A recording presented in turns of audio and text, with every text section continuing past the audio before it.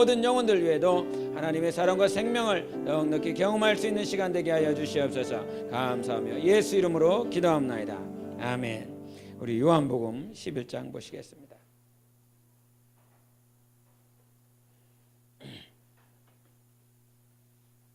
요한복음 11장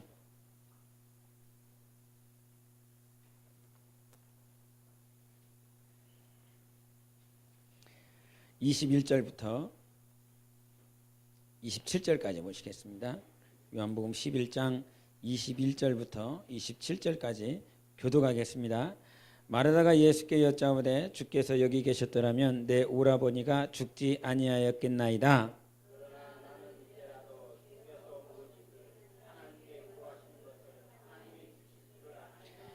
예수께서 이르시되 내 오라비가 다시 살아나리라.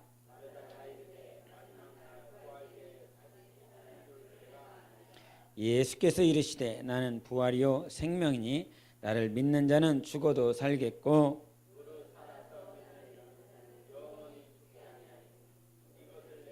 다같이 이르되 주여 그러하이다. 주는 그리스도시요 세상에 오시는 하나님의 아들이신 줄 내가 믿나이다. 아멘.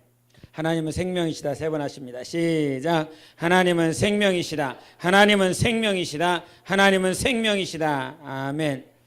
하나님과 인간 그리고 하나님과 천사 무엇이 다를까라고 하는 문제, 그 퀘스천에서 하나님과 인간이 다르고 하나님과 천사가 다른 건 하나님은 창조주가 되신다라고 하는 것과 천사와 인간은 피조물이라고 하는 사실입니다.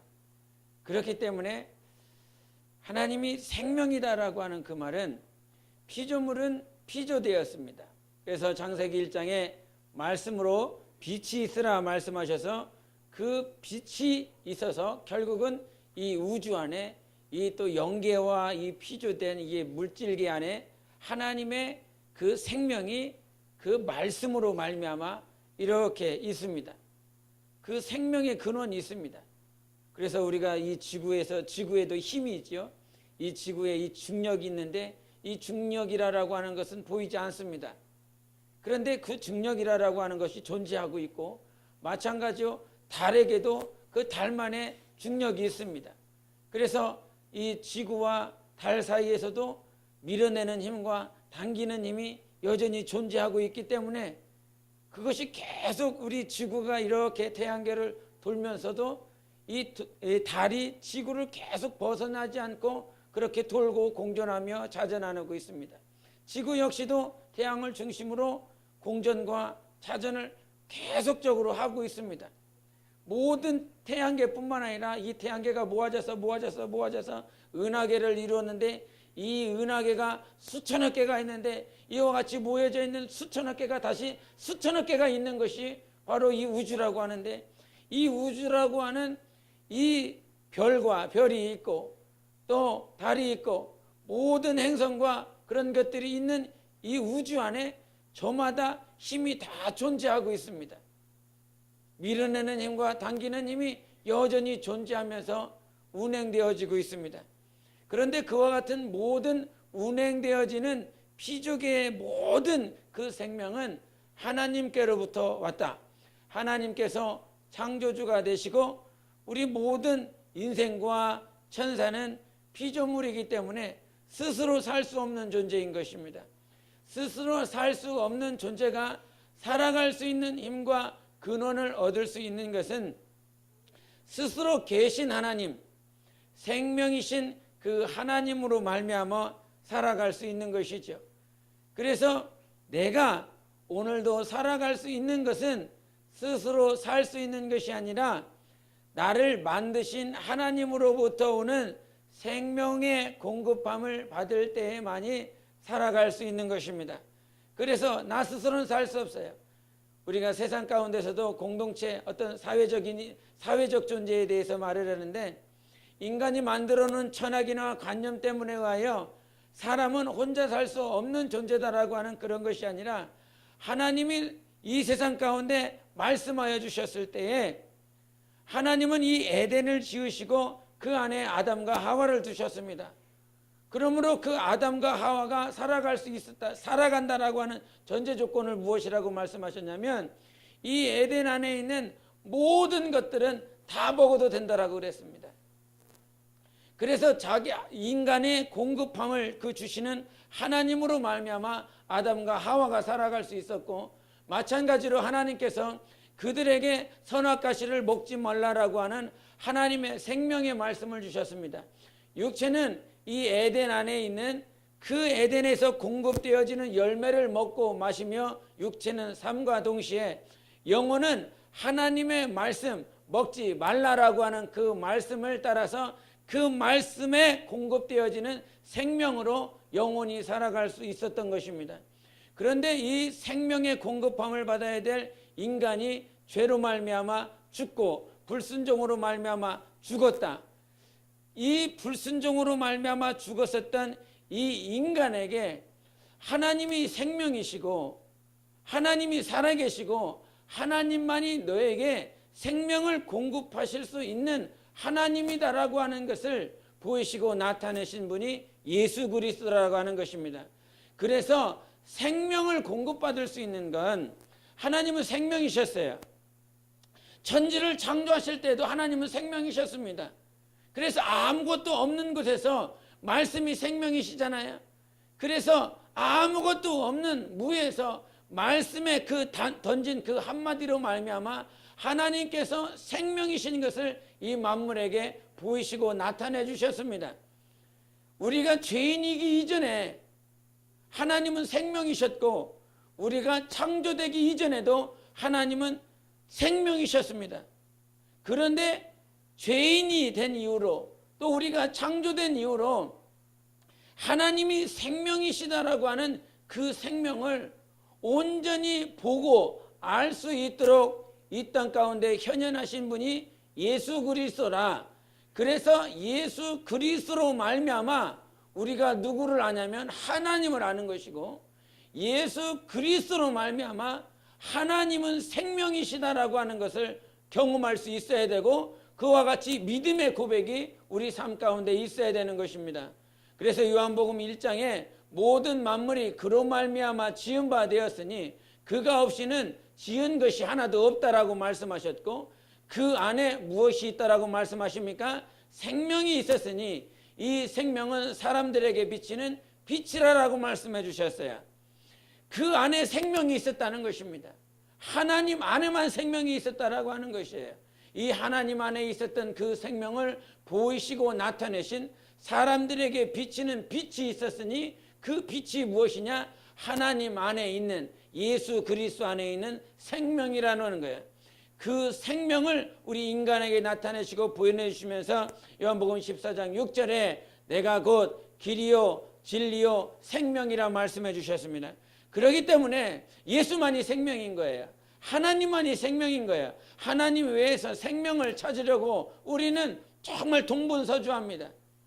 과거에 수많은 왕들이, 수많은 역사가들이 정말 오래 살아보려고 몸부림친다 이 말이죠. 그러나 오래 사는 건 목숨을 연명하는 것입니다. 목숨과 생명은 다른 것이에요. 목숨이라고 하는 것은 이 목에 숨을 넣어준 것입니다. 이 목숨이다라고 하는 것. 하나님께서는 우리에게 목숨을 주신 것이 아니라 생명을 불어넣으셨습니다. 생기를 불어넣으셨어요. 그래서 하나님께서 아담을 지으시고 그 코에 생기를 불어넣으시니 이제 생명이 되었다 그럽니다. 생명이라고 하는 것은 이제 네가 영혼이 있는 존재가 되었다라고 하는 것입니다. 생기를 불어넣으시니까, 즉 하나님의 호흡을 집어넣어 주시니까, 생기가 무엇이냐? 하나님의 호흡인 거예요. 하나님의 호흡, 하나님의 살아있는 생기를, 우리 하나님의 호흡을 우리 안에 불어넣어 주시니 우리 안에 이제 그제서야 육체 안에 하나님의 영, 하나님의 생명이 우리 안에 와서 이제 피조된 하나님의 영이 우리 안에 사심으로 인하여 우리가 영혼이 된 것입니다. 그래서 나는 영혼인 거예요. 나는 영혼이에요. 나는 육체가 아니라 영혼인 것입니다. 나를 지금 어디서 찾지 마세요.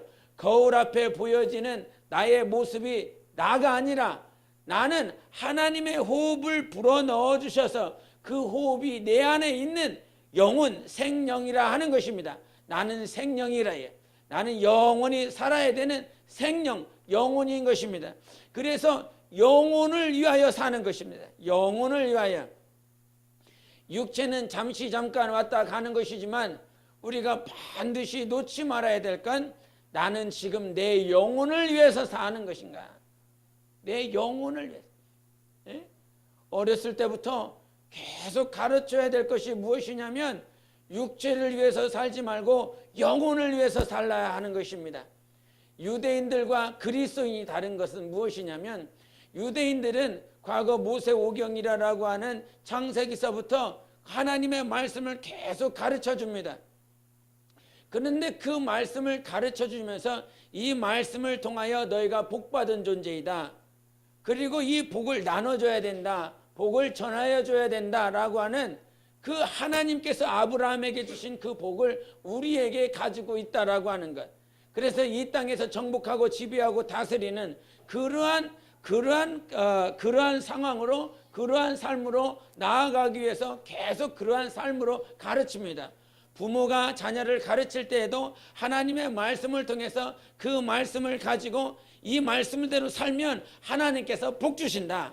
하나님의 말씀을 통하여 이 계명을 지켜라. 하나님께서 복의 근원이다. 그 복을 통하여 하나님께서 너희와 함께 하신다라고 하는 것을 하나님께서 보여주시고 드러내실 것이다라고 하는 그 삶을 계속 가르쳐 줍니다.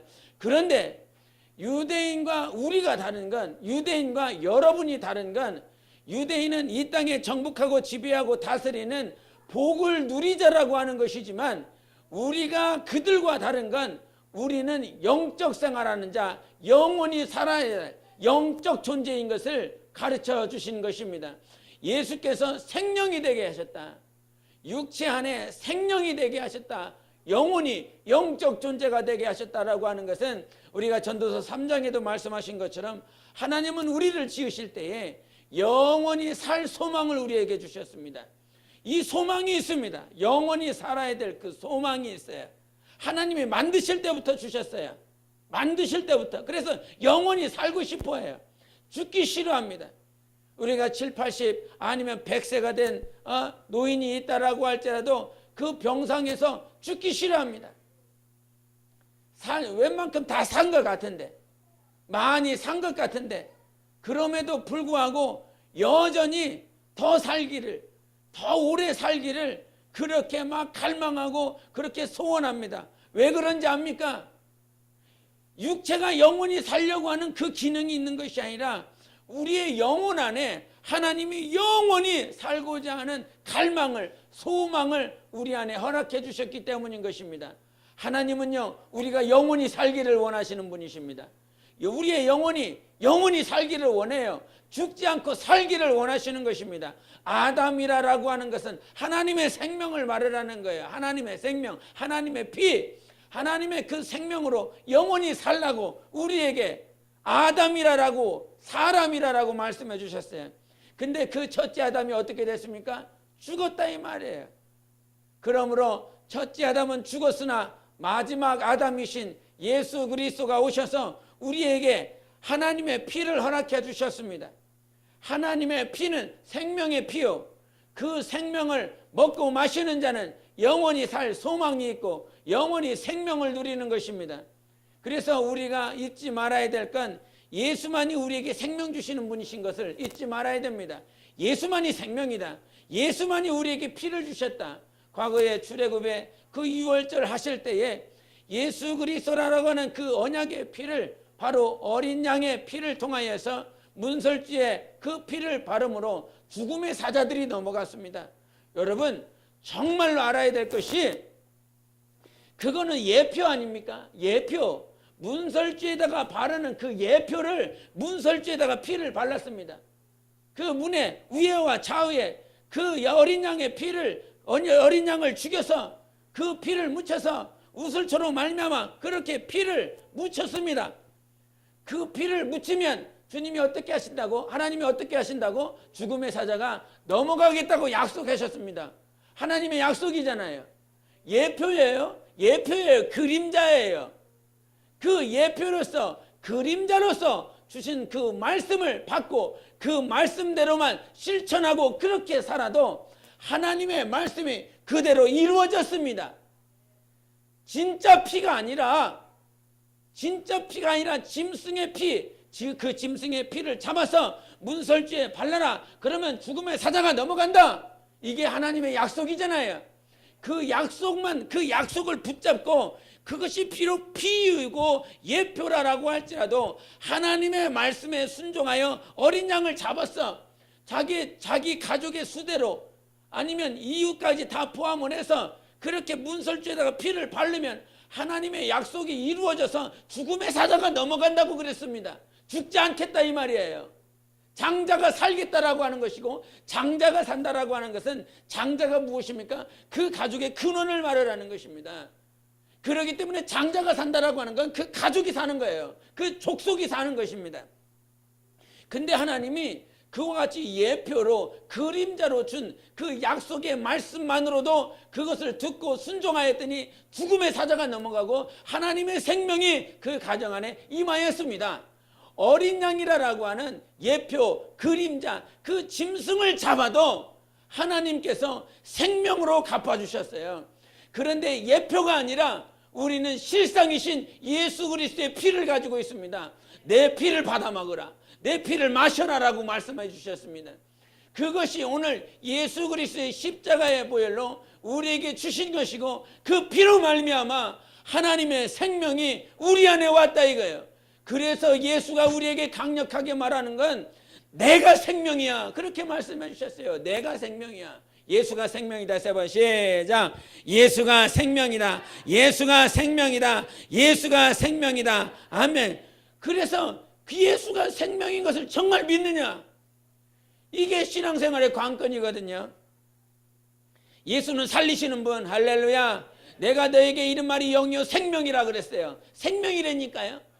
오직 그 시편에도 말씀하신 것처럼 하나님의 말씀, 하나님의 율법은 내 영혼을 어떻게 한다? 소생시킨다 그랬습니다. 살린다니까. 하나님의 말씀만이 살려요. 죽어 있었던 자, 정말 자기 스스로 막 자존감이 떨어지고 슬퍼하고 낙심하고 좌절하고 있었던 자, 그런 모든 자들을 하나님의 말씀으로만 살립니다. 말씀으로만. 그 말씀의 역사가 오늘도 생명으로 우리 삶 가운데 계속 진행되고 있습니다. 우리의 삶은요, 생명을 취할 것이 없습니다. 이 세상에서는 생명이 없기 때문인 거예요.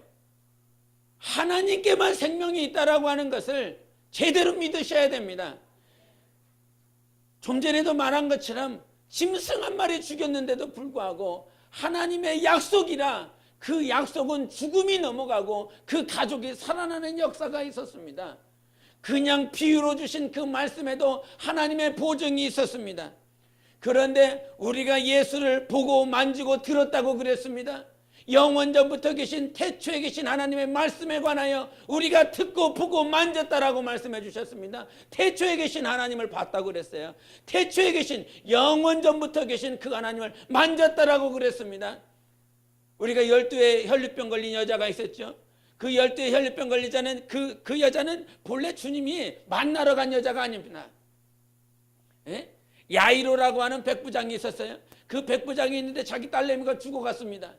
그래서 그가 주인이 이제 종들을 시켜서, 야, 우리 딸내미가 죽어가게 생겼다, 죽는다. 그러니 예수라고 하는 자를 내가 들어보니까 그가 이적이 있더라, 표적이 있더라. 정말 죽은 자를 살리시고 병든 자를 고치더라. 그러니 어서 그를 오게 하여 초청하여 내 딸을 좀 살려라. 정말 그 주인이 정말 자기 딸 좀 살려달라고 가서 좀 데려오라고 그랬다고. 가서 좀 데려와라. 그래서 종들이 열심히 가서 그 예수님을 만나서, 지금 우리 주인이 있는데 주인의 딸이 죽어갑니다. 죽습니다. 가서 좀 고쳐주소서. 그래서 가던 길이었습니다. 근데 그 가던 길에 한 여자가 왔어요. 많은 무리가 예수님을 쫓아가고 있는 그 상황 가운데 그 여자는 10대 동안 혈류병이 걸렸습니다. 날마다 피를 흘리는 자예요. 날마다 그 피가, 여러분, 피가 부족하면 어떻게 됩니까? 창백하지요.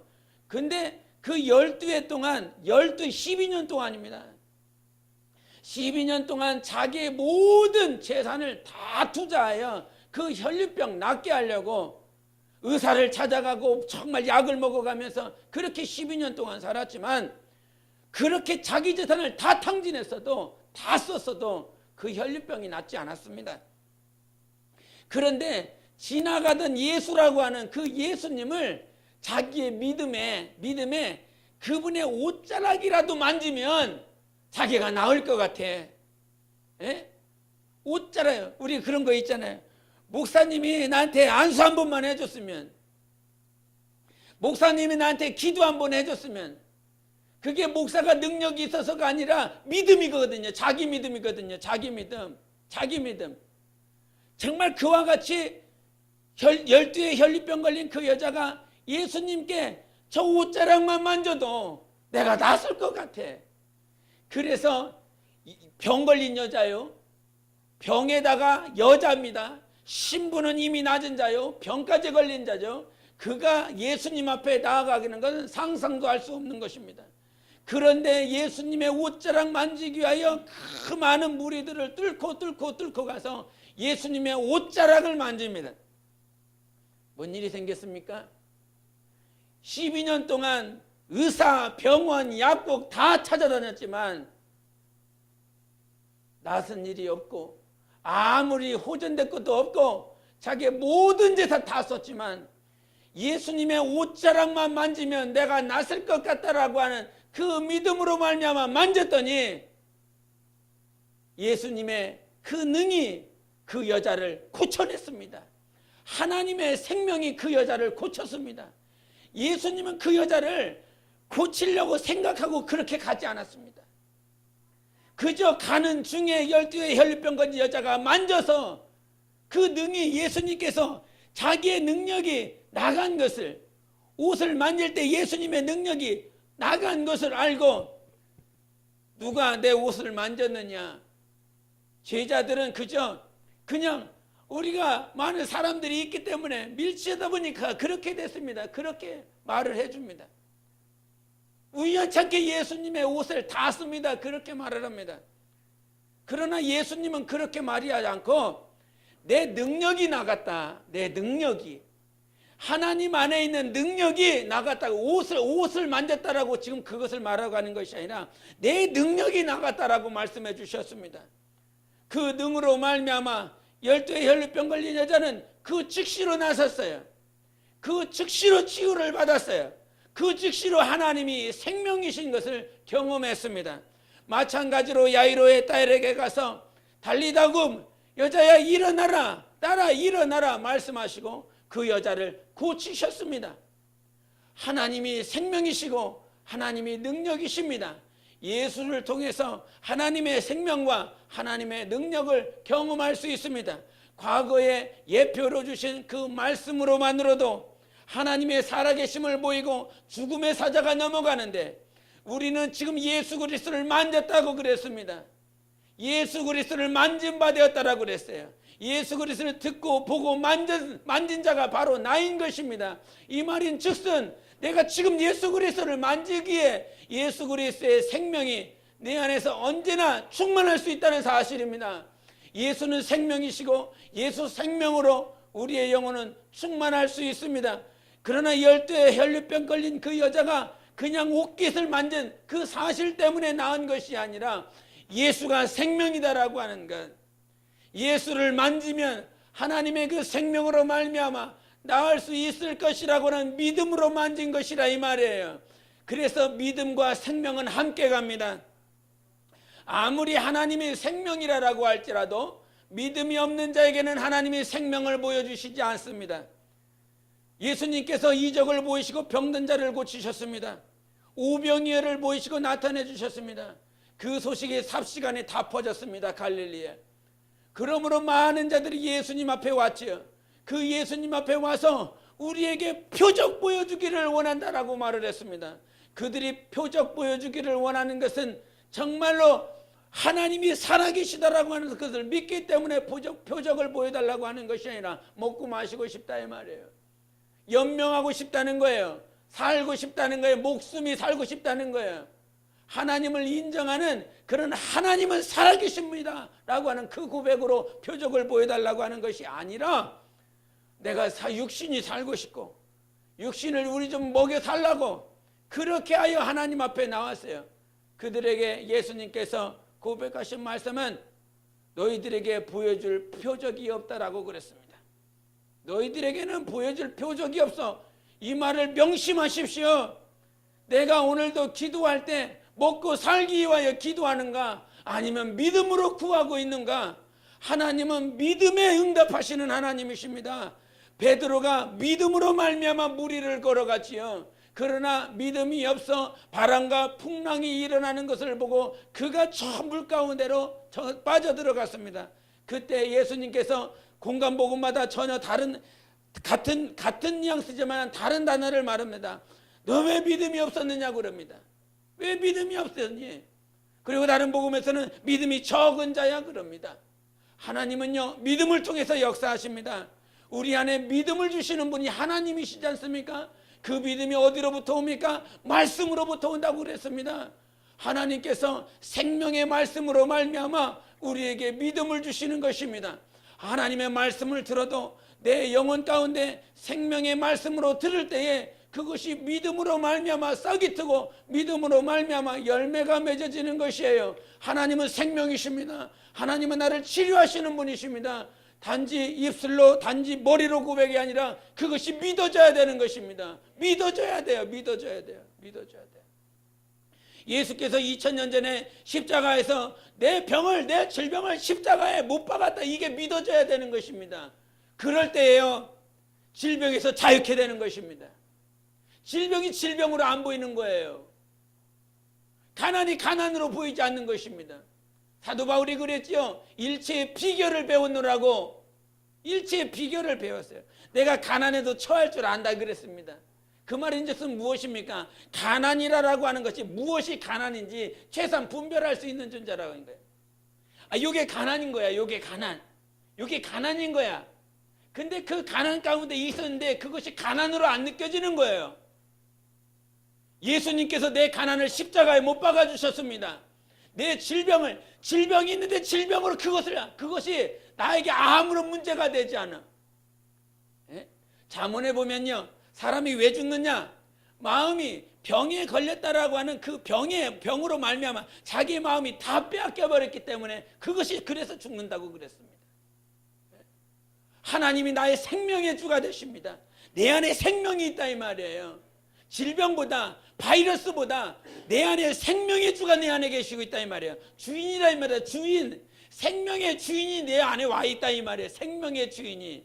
예? 그래서 그 생명으로 말미암아 넉넉히 이기는 거거든요. 내가 질병이 있습니까? 내게 가난이 있습니까? 내 안에 우환이 있습니까? 저주가 있습니까? 그런데 그것이 나를 틈타지 못하여 예수 그리스도를 인정하라 이 말이에요. 예수님께서 갈라디아서 3장에 내 저주를 담당하셨다라고 그랬습니다.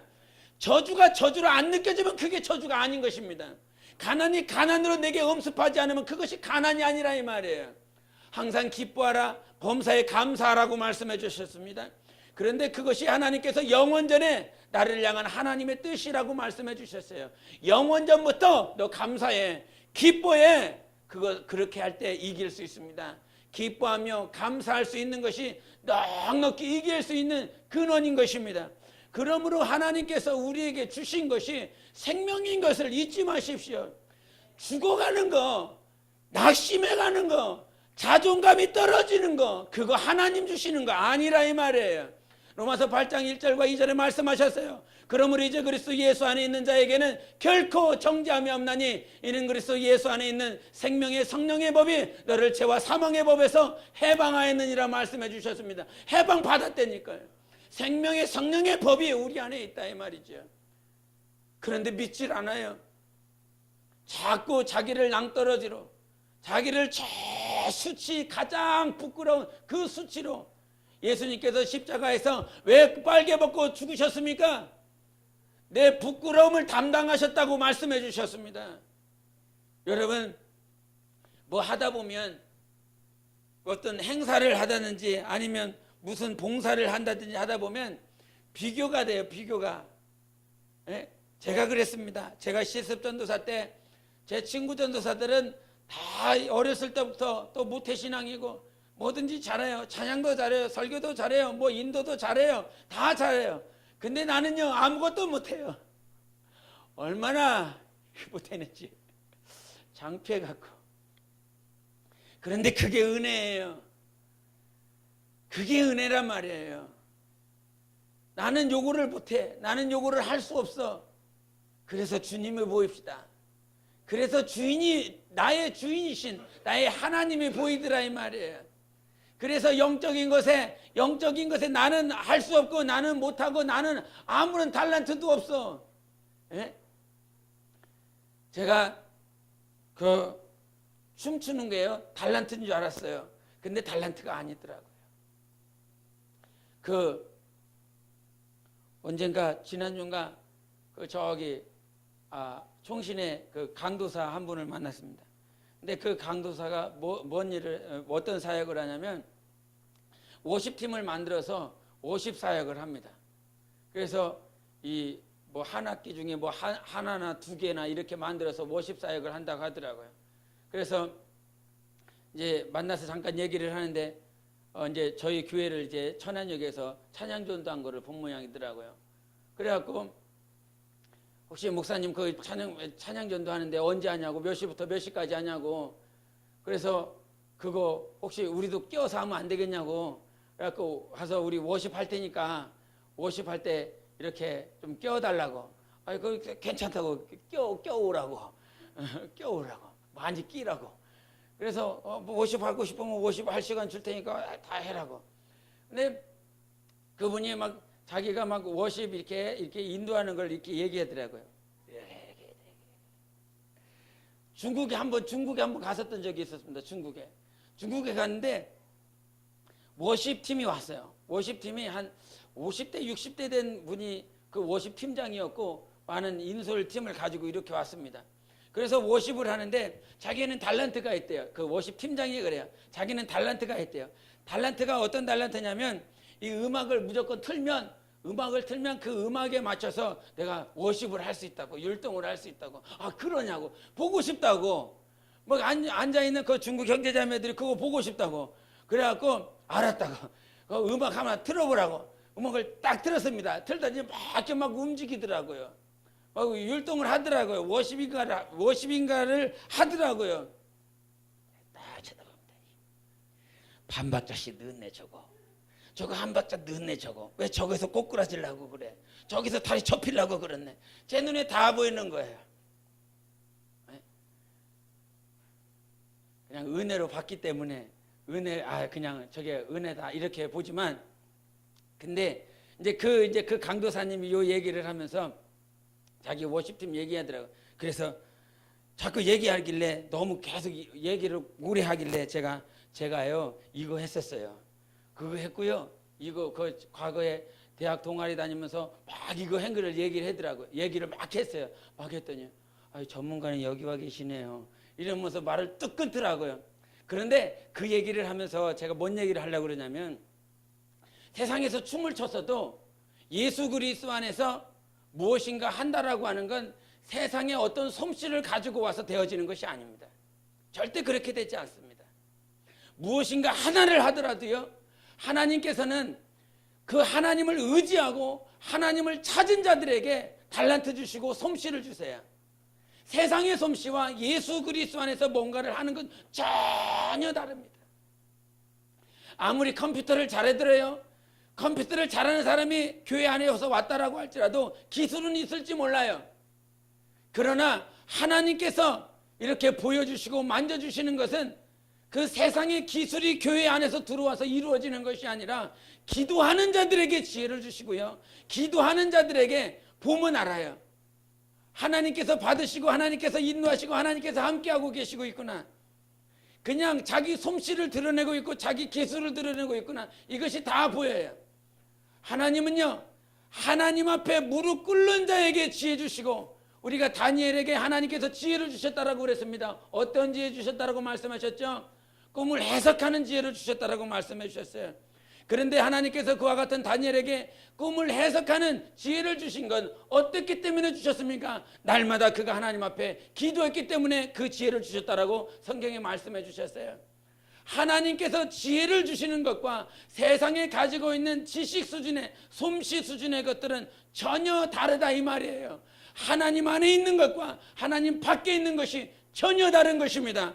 하나님은 하나님 안에 있는 하나님의 생명을 우리에게 비춰주신 것입니다. 목숨과 생명이 달라요. 목숨은 그저 연명하는 것이지만 하나님의 생명은 하나님의 기쁨으로 충만하여 사는 것입니다. 영생이 무엇입니까? 그냥 영원히 사는 것이 영생이 아니라 하나님의 기쁨으로 영생하는 거예요. 하나님께서 우리에게 주신 영원한 복으로 영생하시는 것입니다. 영생하도록 하게 하는 것입니다. 우리가 찬양 30분, 1시간, 2시간, 3시간, 24시간 장경국 목사님이 이런 얘기 하더라고요. 우리 다 천국 얘기를 하면서 우리가 그런 건지 좀 전에 비슷한 얘기를 하더라고요. 좀 얼토당토도 아는 얘기인 것 같긴 한데 우리가 천국에서 찬양한다고 생각해 보십시다. 우리가 지금 찬양 30분 했는데 장경동 목사님 하는 말이요. 우리가 지금 찬양 30분 했는데 30분 하고 나니 캑캑거리네. 30분에 조금 주저앉아 있네. 근데 1시간 천국에서 한다고요. 1시간 한다고 생각해봐요. 예? 그 라이즈업인가 천안 저 나사렛에 가서 하니까 1시간 반 계속 서갖고 막 개더라고요. 앞에서 인도하는 사람들은 왜 이렇게 다들 뚱땡이들인지 다들 살쪄갖고 막 쿵쾅쿵쾅 뛰는데 막 배가 막 이렇게 왔다 갔다 해요. 예? 1시간 반씩 그렇게 찬양하는데 그렇게 하고 나면 막 힘들어 지쳐. 근데 24시간 계속 찬양한다 그래. 예? 그 느린 찬양, 오늘 어떤 느린 찬양 했어요. 전혀 생소한 찬양을 24시간 동안 계속. 얼마나 힘들까? 얼마나 지겨울까? 천국이 갑자기 지옥으로 변하는 때. 예? 근데 천국이 근데 천국이 그런 곳이 아니라 이 말이죠. 지옥도 맞아요. 지옥에 대해서 비유를 하면서도 지옥이 맨 처음에 들어갈 때는 뜨겁다 이 말이에요. 엄청 뜨겁다 이 말이지. 근데 개구리가 뜨끈뜨끈한 데다가 갖다 놓으면 이게 아주 적응이 되는 것처럼 지옥에 가도 몇 천도에다가 이렇게 갖다 놔두면 1시간 지나고 2시간 지나면 뜨끈뜨끈하다 이제 따뜻하다 이렇게 되지 않을까 그런 얘기를 하시면서 천국과 지옥 얘기를 하더라고요. 근데 천국이 천국인 것은 하나님의 기쁨으로 충만하기 때문인 것입니다. 예수님이요 요한복음에 이 말씀하셨어요. 내가 왜 너희들에게 예수 이름을 주는지 아느냐? 그 이름을 우리에게 주는 것은 하나님의 기쁨으로 우리 영혼에 충만하게 하려 함이라고 말씀해 주셨어요. 하나님의 기쁨으로 충만케 하시고자 예수 이름을 주셨고 그 예수 이름이 하나님의 생명인 것입니다. 그 이름을 모셔드리는 자에게 하나님의 생명이 임하는 것이라고 말씀해 주셨어요. 그러므로 하나님의 생명이 정말 우리 평생에 간구해야 되고 갈망해야 될 것이 하나님의 생명이에요. 어두운 것들, 어둠의 것들, 흑암의 것들 자꾸 우리 삶 가운데 치고 들어오려고 할 때에 우리가 하나님의 생명이 있으면 그 생명으로 말미암아 어둠의 것들이 다 떠나게 되어 있습니다. 생명으로 충만해야 됩니다. 나 영혼아 하나님의 생명으로 충만하자. 세 번 시작. 나 영혼아 하나님의 생명으로 충만하자. 나 영혼아 하나님의 생명으로 충만하자. 나 영혼아 하나님의 생명으로 충만하자. 아멘. 하나님의 생명밖에 없다 이 말이에요. 이 세상에서는 그 어떤 것으로 생명으로 그 찾을 수도 없고 생명을 얻을 수 있는 곳도 없습니다. 제가 어제 어느 책을 보다가 다시 한번 어떤 이 마지막 때를 살아가고 있는 인생들에게 인구가 75 가까이 되는 이 시점에서 지구 온난화가 되어지는데 그 지구 온난화가 되어지는 주 원인이 탄소 때문이라는 거죠. 그 탄소, 우리는 뭘 마셔드립니까? 사람은 산소를 마셔드리죠. 뱉어내는 게 뭡니까? 이산화탄소죠. 그 이산화탄소 안에 탄소가 있기 때문에 사람이 과거에 30억, 40억 됐을 때는 별 문제가 되지 않았어. 그런데 70억 가까이 되니까 이 70억 가까이 되는 인구가 한 번 1초에 내쉬는 그 이산화탄소 양만 해도 1년인가 하루인가 260억 톤이 된대요. 그 많은 탄소가 이렇게 된대. 그 탄소로 말미암아 지구온난화가 자꾸 더워진다는 거죠. 그래서 인간들을 죽이려고, 인간들을 없애려고, 인간들의 숫자를 감소시키려고 이 엘리트들은 몸부림치고 있답니다. 지네들만 살아남으려고. 어떻게든지 인구 숫자를 줄이려고. 그래서 제일 쉬운 것이 아프리카 중부 지역의 사람들이라는 거야. 왜냐하면 아프리카 북부와 남부 지역에는 백인들이 함께 살아가고 있기 때문에. 그래서 이 밑에 쪽에는 남아프리카 공화국이 있죠. 위쪽에는 이집트가 있습니다. 그래서 백인들이 사는 지역만 빼놓고 이 중반부에 있는 정말 못 사는 아프리카 인구들을 다 없애려고 사실 먹는 것이 선진국에서 남아돌아요. 그런데도 불구하고 아프리카 쪽으로 보내지 않습니다. 그리고 이 흑인들이 잘 걸리는 그 병이 뭐냐면 말라리아인데 태생적으로 생체학적으로 말라리아가 잘 걸리는 것이 그것이 흑인들이라는 거예요. 그런데 다른 지역에서 말라리아 잘 걸린다라고 하는 소식이 있습니까? 없다는 것이죠. 그 아프리카 거기 안에서만 말라리아가 유독 잘 걸린다는 거죠. 그런데 그렇게 잘 걸릴 수밖에 없도록 엘리트들이 환경들을 만들어가고 있다라고 하는 것입니다. 그러면서 한 가지 더 덧붙이는 말이 무엇이냐면 요즘 들어 신종플루니 사드가 아니라 뭐가 있었죠? 사스가 있었죠. 사스, 신종플루 이런 것들이 계속 유행을 한다는 거예요. 그러면 무엇을 만드냐면 백신을 만듭니다. 그 백신을 만들어서 그 신종플루나 사스가 걸리지 않도록 그 신종 감기가 걸리지 않도록 그 백신을 맞아야 된다라고 소문이 다 퍼진다는 것이죠. 약을 만들어낸다는 거죠. 그런데 그 백신을 맞으면 맞을수록 약을 먹으면 먹을수록 면역력이 더 떨어지게 만들어냈다는 거예요. 그래서 먹으면 먹을수록 몸이 안 좋아지고 병원을 찾으면 찾을수록 병원을 더 가게 돼 있고 약국을 찾으면 찾을수록 더 약을 먹어야 살 것 같은 그러나 자꾸 면역력은 계속 떨어지고 있다라고 하는 거죠. 그것이 퇴행성이라고 말을 하는데 그것이 떨어지면 떨어질수록 자기가 면역력이 사라지기 때문에 시간이 가면 갈수록 그 사람은 그 민족은 그 족속은 그 인류가 그 숫자가 자꾸 줄어들 수밖에 없다라고 하는 거예요. 그러면서 인구를 자꾸 감소시키고 있다라고 하는 사실을 말을 하고 있습니다. 그 얘기를 보면서 하나님께 내가 감사한 게 뭐냐면 우리 애들 감기 걸렸어도 우리 애들 아파도 약 안 먹인 것이 얼마나 감사한지 모릅니다. 이 소식을 들어서 그렇게 된 게 제가 그렇게 살아온 것이 아니라 그냥 주님께 기도하면서 약을 먹으면 먹을수록 뭔가 이상해질 것 같아. 약을 먹으면 먹을수록 그 약 수치가 이 어떤 바이러스 균을 잡아 당기든지 아니면 죽이려든지 해서 요만큼의 수치만큼 어떻게 제가 의학과를 나오지 않고 약학과를 나오지 않았기 때문에 정확하게 설명은 할 수는 없지만 바이러스가 있으면 이 바이러스를 다 잡기 위해서 뭔가를 투여했을 거 아닙니까? 그럼 요놈들이 안에 있을 거 아닙니까? 근데 요놈들을 또 다시 잡기 위하여 뭔가를 또 더 집어넣어야 됩니다. 요놈들을 잡기 위해서 또 뭔가를 더 집어넣어야 된다는 거죠. 그런 생각이 들어서 그냥 기도하고 하나님께서 치유해 주기를 기도하며 그렇게 살아왔고 아이들도 그냥 약 안 먹이고 계속 그냥 그렇게 살아왔죠.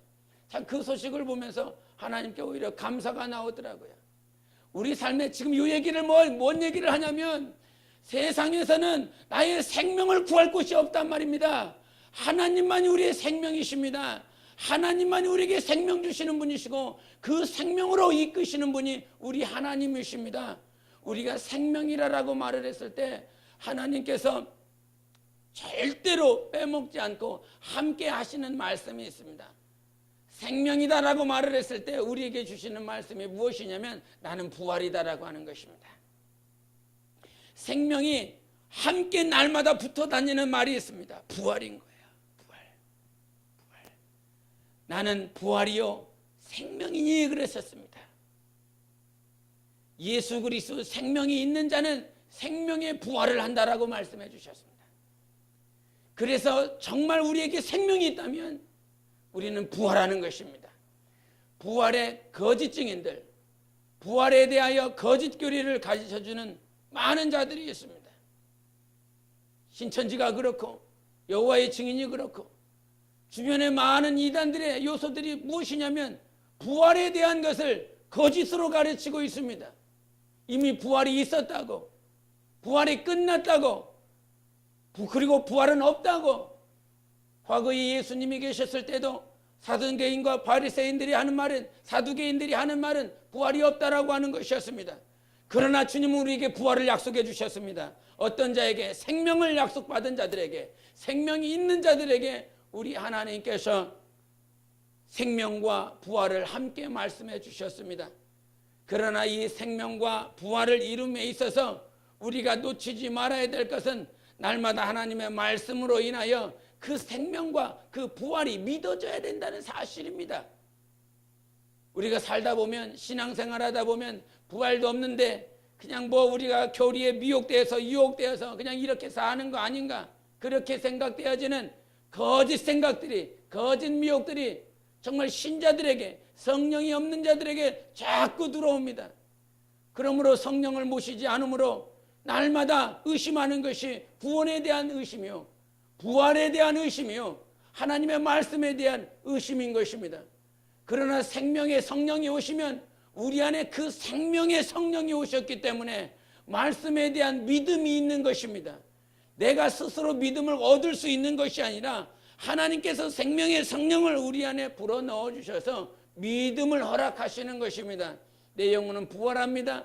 내 영혼은 주님 앞에 설 날이 있습니다. 그 부활의 영혼으로 하나님 앞에 설 날이 있는 것이에요. 그 하나님 앞에 나아가는 모든 순간까지 하나님이 나와 함께 하시고 하나님의 생명으로 나를 인도하고 계심을 믿고 영접하고 그렇게 살 수 있어야 됩니다. 과거에 출애굽기 17장에 보면 이 아말렉 자손과 이스라엘 백성들과 싸우는, 전쟁하는 장면이 나옵니다. 그런데 이 아말렉은 어떤 족속들이냐면 그 조상이 바로 에서입니다. 에서로 말미암아 나온 것이 아말렉 족속이라 이 말이에요. 근데 그 아말렉 족속과 맨 처음 전쟁하는 장면을 바로 모세와 여호수아의 그 전쟁 속에서 하나님께서 보여주십니다.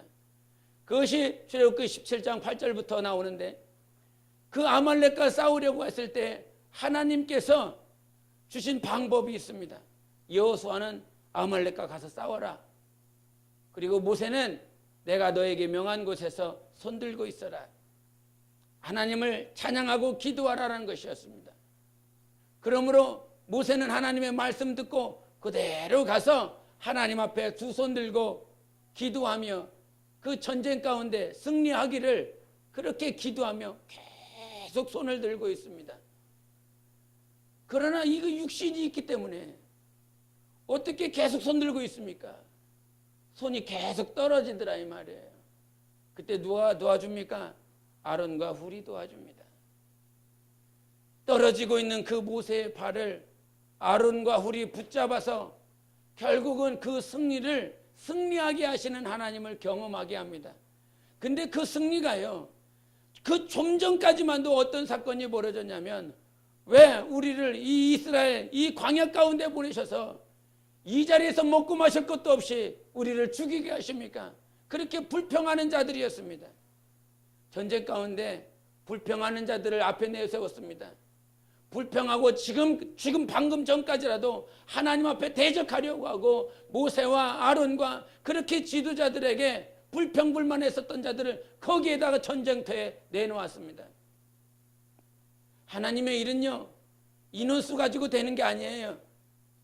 많은 숫자 가지고 하나님께서 일하시는 분이 아닙니다.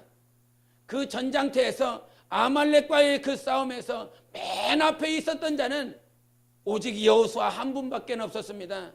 여호수아 그 한 명이 하나님을 의지하고 아말렉과의 싸움에서 이기게 하신 것입니다.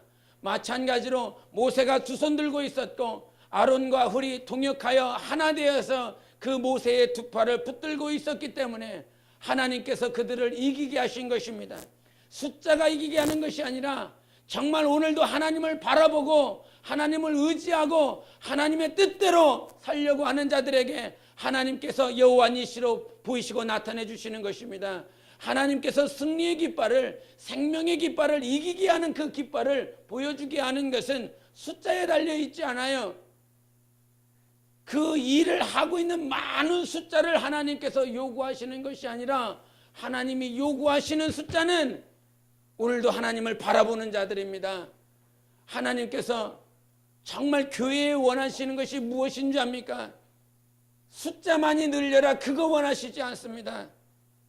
하나님이 많은 숫자, 하나님은 많은 숫자를 요구하시지만 하나님이 정말 요구하시는 숫자는 오늘도 주님 닮은 사람들입니다. 정말 어떻게 하면 주님을 닮고 어떻게 하면 주님의 생명으로 충만한 그 사람들을 하나님께서 요구하시는 것입니다. 하나님이 요구하시는 자, 하나님을 어떻게 하면 감동시킬까? 하나님은 어떻게 하면 기쁘시게 할까? 하나님을 인정하십시오.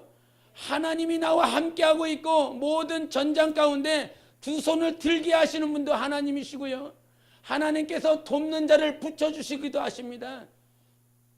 내가 힘들고 내가 부족하고 내가 연약하면 하나님이 누구를 붙여주세요? 아론과 훌을 붙여주십니다. 믿음 없는 자를 붙여주는 것이 아니라 믿음 있는 자를 붙여주셔서 동역하게 하시는 것입니다. 하나님의 뜻이 여기에 있어요. 믿음이 있는 자들에게는 하나님께서 믿음이 있는 자들을 도와여 주십니다. 그래서 하나님을 사랑하는 자들에게는 하나님의 사랑하는 자들이 모이게 되어 있고요, 하나님 앞에서 거짓으로 날마다 거짓과 술수만 있는 자들에게 있어서는 좋은 나무에게는 좋은 열매 맺는 것이고 나쁜 나무에서는 나쁜 열매를 맺게 되어 있는 것입니다. 우리가 정말 생명 있는 영적 생활을 하면 생명 있는 영혼이 되고요, 정말 생명 있는 모양만 가지고 있다면 생명을 있는 모양만 가지고 있는 자들만 있을 것입니다. 하나님은 우리에게 그저 사랑과 생명만 받아, 이것만 받아.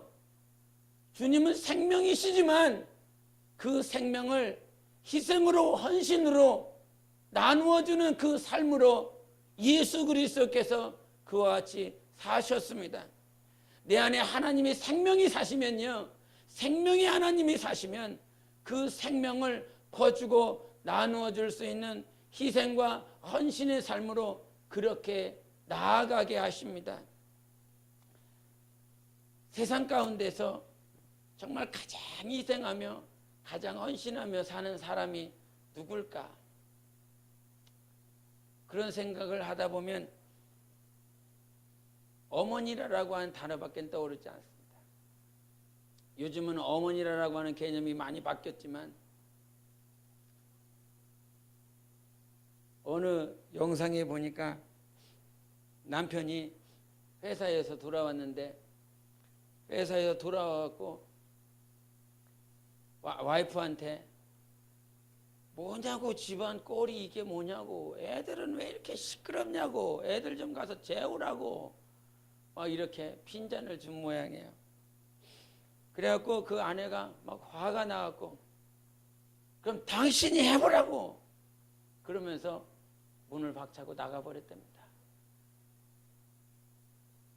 그래서 아내가 나갔으니 아내가 해야 될 일을 그 다음날 자기가 다 해야 되는 거예요.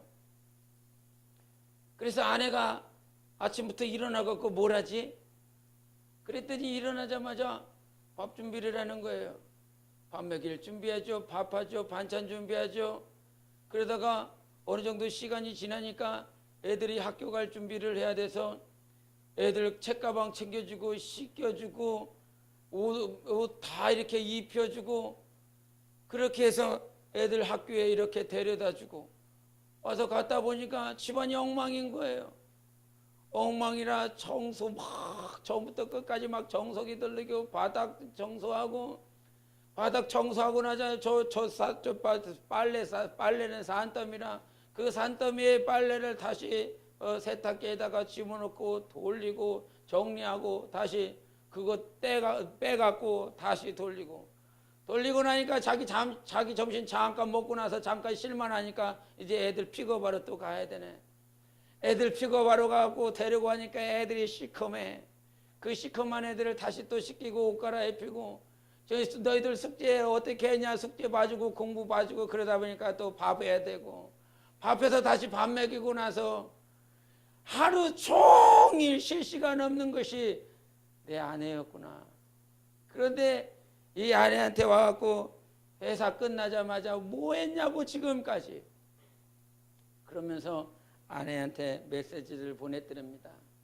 미안하다고, 잘못했다고, 당신이 이렇게 힘들게 애들 양육하고 이렇게 살아가고 있는지 오늘 처음 알았다고 그러면서 미안하다는 메시지를 그렇게 보냈더라고요. 그런데 그 한 날만 이렇게 생각되어지지만 어떻게 보면 결혼하고 나서 그냥 처녀 시절 때는 막 예쁘게 막 머리 붓고 막 옷 깨끗하게 입고 그렇게 살다가 결혼하고 나면 그게 어디 갔나 사라지고 그냥 처녀 시절 때 가꾸고 막 예쁘게 살려고 했었던 그 청순한 이미지는 다 사라지고 진짜 아줌마 정말 멋진 아줌마로 완전히 탈바꿈 되어져 버리는 그 어머니라고 하는 그 단어 그렇게 희생하며 그렇게 헌신하며 자기에게 주어진 정말 중요한 시간을 10년에서 20년까지 아니면 길게는 30년까지 그렇게 한국의 어머니들은 뒷바라지 하다가 어느 순간 흰머리 나 있고 주름살 박혀 있고 아무런 볼품없는 모양으로 그렇게 평생을 그렇게 헌신하는 모습 희생하는 모습을 생각해 볼 때에 과연 우리 삶 가운데 내가 정말 내 자녀를 위하여 헌신하고 희생하는 것처럼 하나님의 사랑과 그 생명을 증거하고 나타내어지고 그 영혼을 살리게 하는 일에 나는 얼마만큼 희생의 자리에 있고 얼마만큼 헌신의 자리에 있는가. 오히려 내가 살려고 정말 내가 일어나려고 저 밟고 일어서기 위하여 그렇게 살지는 않는가. 내가 생명이 있다면 그 생명으로 말미암아 헌신하고 희생할 수 있는 그 자리로까지 인도하시는 분이 생명의 하나님입니다. 생명이 있기 때문에 헌신하게 하는 것입니다. 생명이 있기 때문에 희생하게 하는 것입니다. 아무것도 없고 이미 죽어가고 있는 자들에게 이미 정말 저 밑바닥에 가 있는 자들에게 하나님께서 희생과 헌신을 요구하지 않습니다. 하나님이 나에게 희생과 헌신을 요구한다라고 하는 건 내 안에 생명의 하나님이 있다라고 하는 증거고 이 생명으로 헌신하라고 하는 것이지요. 예수께서 십자가에 못 박히신 것 그분이 생명의 하나님이시기 때문에 십자가에서 헌신하신 것입니다. 십자가에서 피를 흘려주신 것입니다. 그 하나님이 우리 삶에 위대하신 하나님이십니다. 그분만이 위대하신 참 하나님이십니다. 그 위대하신 참 하나님께서 오늘도 우리에게 생명을 주십니다. 넉넉히 주시는 하나님이십니다. 생명 있는 영적 생활 하자고요. 생명을 누리고 생명을 나누어주는 영적 생활 하자고요. 종교인처럼 하지 말고 정말 선데이 크리스찬처럼 하지 말고 생명이 있는 자처럼 예수 그리스도를 닮아가길 원한다며 예수 그리스도를 닮기 원한다며 그분은 생명의 하나님이셨습니다. 생명이 있기 때문에 십자가에서 헌신하는 삶을 살 수 있으셨습니다. 그저 헌신할 수 있는 것이 아니라 돈이 많아서 헌신이 되는 것이 아니에요. 육체가 튼튼해서 헌신이 되어지지 않습니다. 내 안에 생명의 하나님이 계실 때 희생하며 헌신할 수 있는 주님의 마음이 있는 것입니다. 나의 영혼에 생명이 충만하도록 기도하십시오. 오늘도 살아계신 하나님 앞에 생명을 요구하십시오. 12의 혈병 걸린 여인처럼 예수님께 생명을 요구하세요. 생명을 바라세요. 생명을 달라고 요구하시는 여러분의 삶이 되시기를 바랍니다. 기도하시겠습니다. 이 시간 기도하실 때 세상 밖에는 생명 절대 없습니다. 목숨만 있을 뿐입니다. 오늘도 어린 양의 그 피로 말미암아 죽음의 사자가 넘어갈 수 있는 예표 그림자를 가지고 있는 것이 아니라 내가 곧 길이요 진리요 생명이라 말씀하신 참 생명을 오늘도 보고 듣고 만짐받은 우리의 영혼입니다. 주님, 내 영혼의 생명으로 충만히 채워주시옵소서. 어둠의 영들이 다 떠나가게 도와주시고 귀신들 떠나가게 도와주시고 질병과 가난과 우환과 모든 악한 것들이 예수 생명 앞에 다 떠나갈 수 있도록 예수의 외치고 기도하시겠습니다. 예수여.